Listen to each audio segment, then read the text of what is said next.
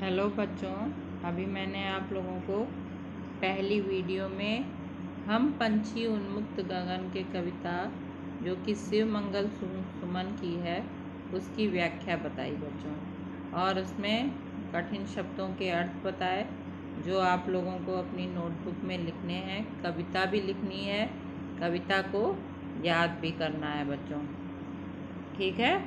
और अब हम एक बार पुनः आप लोगों को उस कविता का सार समझा दे रहे हैं, जिससे आप भली प्रकार से इन प्रश्नों के उत्तर लिख सकें। यद्यपि मैंने भावार्थ जो बताया है, व्याख्या जो बताई है, उसमें आप लोगों से बीच बीच में प्रश्न भी पूछे हैं और प्रश्न पूछते समय उनके उत्तर भी बताए हैं। तो इसलिए यदि आप वीडियो को ध्यान से देखोगे तो उत्तर आप लोगों को समझ में आ जाएंगे। फिर भी मैं पुनः एक बार कविता का सार बता दे रही हूँ। तो ये कविता किसके द्वारा रचित है? शिव मंगल सिंह सुमन के द्वारा रचित है। और इसमें उन्होंने क्या बताया है कि जैसे पक्षी स्वतंत्र होकर जीना चाहते हैं, वैसे ही मनुष्य के जीवन में भी स्वतंत्रता का महत्व है। यदि किसी भी मनुष्य को किसी भी पिंजरे में बंद कर दिया जाए या किसी एक कमरे में बंद कर दिया जाए, आप में से किसी एक बच्चे को यदि एक कमरे में बंद कर दिया जाए और सारी सुख सुविधाएं दी जाएं, तो क्या होगा? थोड़ी देर तक तो आप उसमें आनंद लेंगे, खिलौनों से खेलते रहेंगे, लेकिन कुछ समय बाद आपको क्या महसूस होगा कि अरे कहाँ बंद कमरे में हमको डाल दिया है, जल्दी से कमरा खुले तो मैं बाहर जाके दौड़ लगाऊं, खेलूं, कूदूं।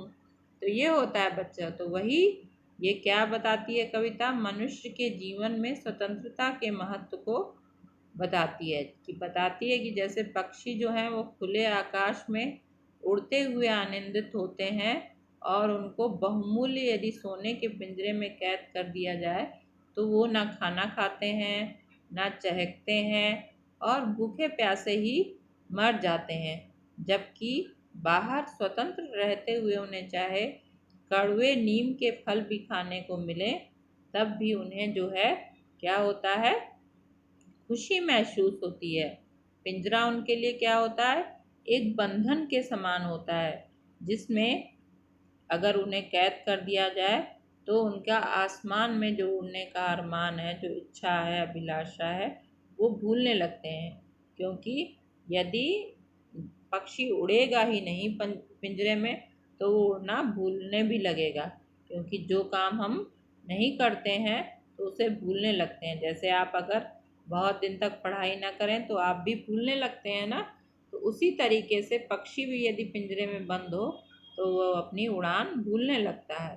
तो यही है, जैसे मनुष्य को स्वतंत्र रहना पसंद है, वैसे ही हमें जो है पक्षियों को भी स्वतंत्र रहने देना चाहिए, यानी उन्हें पिंजरे में नहीं कैद करना चाहिए।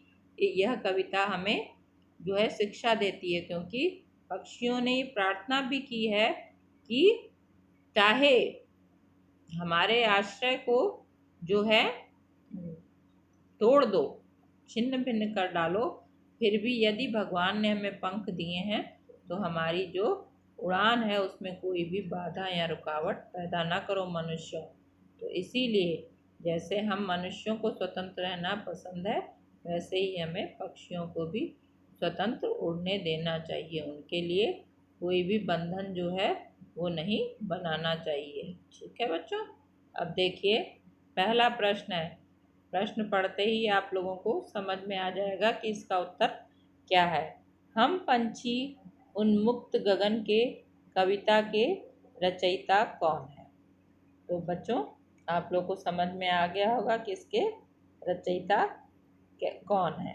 दूसरा प्रश्न है, पक्षी कैसे रहना पसंद करते हैं? वो कैसे रहना पसंद है? पक्षी कहाँ रहकर नहीं गा पाएंगे और क्यों? है ना, कहाँ रहकर नहीं गा पाएंगे और क्यों? तो इस प्रश्न का उत्तर भी बच्चों आपको समझ में आ गया होगा। पिंजरे में बंद रहकर पक्षी क्या भूल गए हैं?